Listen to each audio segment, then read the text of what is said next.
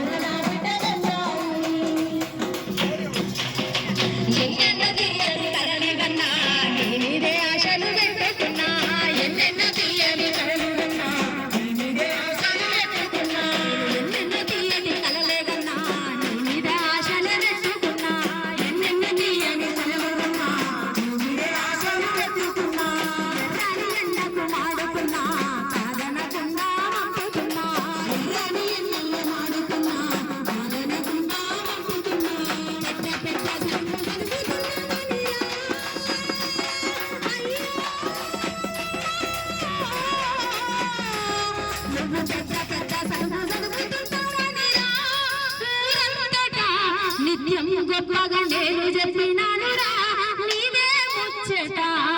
తాగొద్దురా కొడుక గంజాయి, నువ్వు మానర నా బిడ్డ గంజాయి.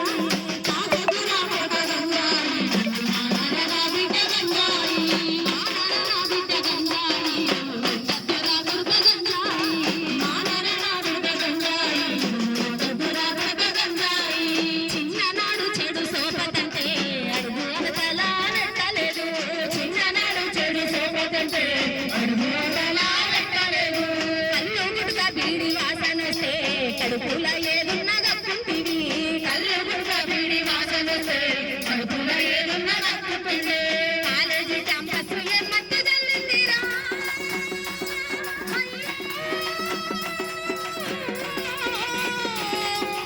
కాలేజీ క్యాంపస్ మత్తు జల్లిందిరా.